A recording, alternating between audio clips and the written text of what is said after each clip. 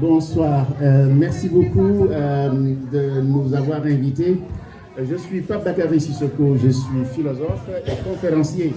Ça fait 25 ans que je sillonne le monde pour parler de différents sujets sur les femmes. Mon sujet aujourd'hui, c'est sur la résilience. Il se trouve que celui qui a développé l'idée de résilience en France, c'est quelqu'un avec qui je donnais des cours à Paris 5, qui s'appelle Boris Cyrulnik.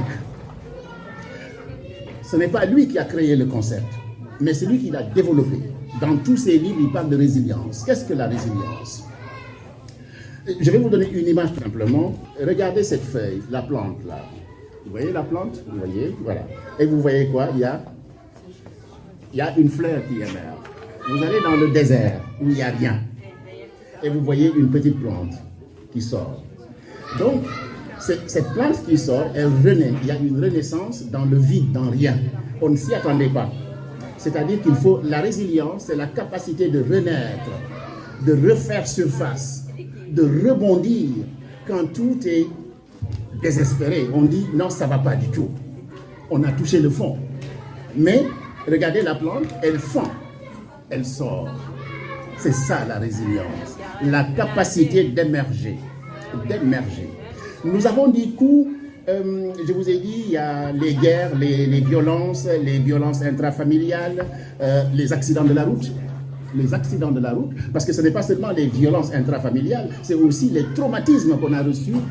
Quelqu'un a parlé, je crois que c'est une jeune association qui a parlé de harcèlement scolaire. Par exemple, un enfant qui a été souvent harcelé, quand il est grand, qu'est-ce qu'il devient? Il se retrouve. Et la sportive va vous apprendre à redresser le dos. À regarder haut, etc. Quand je forme des cadres qui sont très forts, mais ils baissent la tête, la première chose, je dis non, tu es tellement fort. Madame, elle aurait dû le faire. Hein? Bravo, madame. Voilà. Donc, la résilience, c'est ça. C'est-à-dire que nous aurons toujours des difficultés dans la vie, mais nous n'avons pas les mêmes ressources pour faire face aux difficultés. Un enfant qui vient à la maison, on l'observe discrètement. Je vous ai dit sans le stress. Hein? Il ne faut pas lui donner votre stress. Hein? Discrètement. Vous allez voir, il va aller dans sa chambre. Il va se retirer. Il ne parlera plus beaucoup. Et là, vous devez sentir qu'il y a quelque chose. Et vous commencez à dialoguer, etc. pour comprendre ce qui se passe. Si c'est un adulte, c'est différent. Mais l'adulte aussi ne parlera plus, ne voudra plus sortir. Il va s'enfermer, etc. Il est dans ce qu'on appelle le mutisme. Et je vous ai dit qu'il y a la boxe, le karaté, etc. Et là, nous, c'est l'écriture. Alors l'écriture, il y a beaucoup de façons d'écrire. Vous connaissez le journal d'Anne Frank. Anne Frank. Les journaux que nos enfants ont. Parce qu'il y a des choses qu'ils ne peuvent pas dire. On ne peut pas tout verbaliser. Mais on peut tout consigner par écrit. Parce que si je le dis à Awa oralement, ça va fruiter. Mais si je le mets dans un papier, je le garde, c'est pour moi. Et vous les avez bien vus, il le met comme ça, Anne Frank, hein, mais comme ça, le journal intime, etc. Regardez les carnets, etc.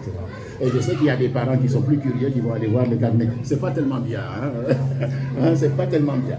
On les garde, on leur laisse avec leur petit secret quand même, hein? Voilà. Sauf s'il y a mort d'homme. Mais ce qui nous intéresse, nous, ici, c'est écrire pour guérir.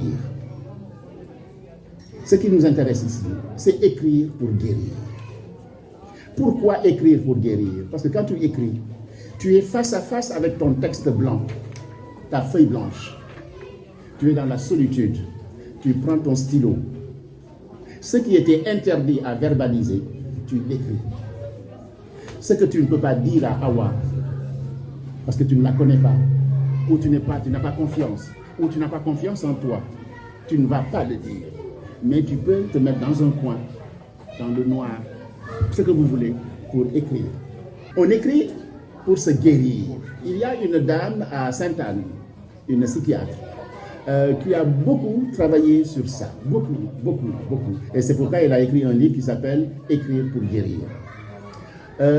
Aussi dans une prison, c'est un film qui s'appelle « Écrire pour exister ». Ce sont les enfants des banlieues qu'on avait stigmatisés, pressés comme du citron. Et une jeune professeure, très jeune, à trouver la solution via l'écriture. Et de plus en plus, on le trouve aussi dans le slam, dans les quartiers populaires. Vous allez voir des jeunes qui n'ont pas fait beaucoup d'études, mais qui ont le talent d'associer des mots qui donnent du sens. Et ce qui est intéressant dans l'écriture, c'est que ça peut être du réel, le vrai, ce que tu as vécu. Si je prends par exemple quelqu'un qui a subi un viol, il ne dort pas, il a de l'insomnie, il a mal au ventre, elle n'est pas bien, du tout. Et dès lors qu'elle se met en confiance, elle prend le stylo, elle met un mot sur le mal, ça commence déjà à être quelque chose. C'est-à-dire qu'il y a un face-à-face entre l'écriture et le mal. Et ce face-à-face était difficile. Vous voyez le miroir, quelquefois on n'aime pas quand on n'est pas bien. Mais quand vous osez affronter le miroir, ça veut dire que c'est un départ. Et le départ peut être comme le diesel, très lent, très lent. Ce n'est pas important. Ce qui est important, c'est la suite. Donc, il faut aussi travailler sur la prévention. Et ce sont des gens comme Awa, des associations, les voisins qui peuvent sauver. Donc, quand on prend l'écriture, effectivement, comme arme de reconstruction, parce que ce qu'il faut, c'est de se redresser pour effectivement aller de l'avant. Parce que là, on commence à tout dire, à tout écrire, et cette écriture-là est la solution, est une solution. Et une solution extrêmement intéressante, et je vous le dis tout de suite, ce n'est pas parce que vous n'êtes pas universitaire comme moi que vous ne savez pas écrire. L'écriture est un outil qui va sauver l'individu. C'est pourquoi il y a des romans, les cris sous la peau. Les cris sous la peau, ça veut dire tout simplement que la personne souffre, mais on ne le voit pas. Rouge silence et les interdits, etc. Il y en a plein. Le silence, le déni, etc. Et cette dame, c'est à travers l'écriture qu'elle a été sauvée. Donc, en écrivant, on essaie effectivement toujours de trouver une solution à soi, mais cette solution peut générer effectivement du bien-être pour les autres. Et c'est ça qui est très intéressant. Voilà. Et ne vous interdisez pas effectivement de prendre votre crayon et d'écrire. Et ces moyens pour agir là, c'est pour vous reconstruire, parce qu'on a voulu vous détruire, parce qu'on vous a détruit. Ou on dira tout simplement qu'on vous a fait du mal, comme le bambou. On dit souvent, le bambou ploie, mais ne se casse pas. Ça veut dire que même si c'est difficile, ce que je dis est difficile, même si c'est difficile, il y a une possibilité de résilience, de renaître. Il y a une possibilité de renaître. Il y a beaucoup de gens qui sont devenus d'excellents écrivains parce que tout simplement leur parcours de vie était extrêmement difficile. Et ce dont ils parlent, c'est leur parcours de vie. Ça suscitait en moi une question. La résilience par l'écriture, doit-elle, pour la résilience, est-ce que la personne doit forcément écrire ou cette résilience pour passer par les écrits qu'il a lus de sa personne? Je m'explique. Est-ce qu'il faut forcément que la personne écrive ce qu'il ressent ou à travers votre rapport de psychologue, il faut aussi accéder à la résilience? Les deux, mon général.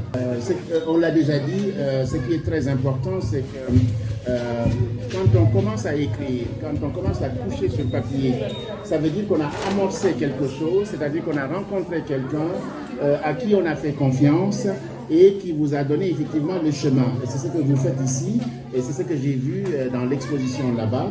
Ils nous disent, quand j'ai rencontré Awa, j'ai eu confiance. J'ai expliqué ma situation, etc. Et la confiance étant établie, Awa vous a proposé de le coucher sur papier. Comme je vous ai dit, ne vous embarrassez pas des fautes, ne vous embarrassez de rien.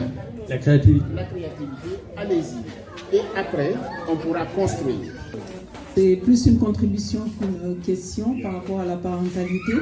Je pense qu'on ne peut pas parler de parentalité sans parler de citoyenneté, entre le rapport qui existe entre l'État, la citoyenneté et les parents. Donc, pour être déjà un bon parent, il faut comprendre d'abord, je pense, que certaines valeurs de base, voilà. Et on ne peut pas parler aussi de parentalité sans évoquer le problème ou la problématique de l'interculturalité. Ce que vous dites est pertinent. Le parallélisme entre la parentalité et la citoyenneté. Quand je forme les gens, les parents à la parentalité, Il y a dans les traditions, on te dit quand tu vas ailleurs, tu trouves les gens en train de danser sur une jambe, danse sur une jambe. Sinon, tu es en conflit. Comment éviter le conflit? Et après, je leur dis, c'est un premier pas. Et après, tu vas leur dire, mais et si on essayait les deux? La maïeutique socratique. C'est ce que nous essayons de faire. Mais pour cela, il faut établir des conditions de dialogue. Et ça marche. Voilà. La médiation, c'est véritablement l'avenir. La médiation, c'est l'avenir. Alors, on oublie souvent, on pense que la médiation, c'est entre Africains, ou bien entre Africains blancs, etc., mais c'est aussi entre Occidentaux. Le Marseillais est différent du Titi parisien. Ce que je fais, je le fais avec des Franco-Français. Hein. Voilà, on va penser tout simplement que je reste en Afrique. Non, je le fais. Moi, c'est l'interculturalité et l'universalité du travail. Mon travail, c'est l'universel. Et la personne n'a ni couleur ni sexe chez moi. Voilà. Et l'écriture nous sauve.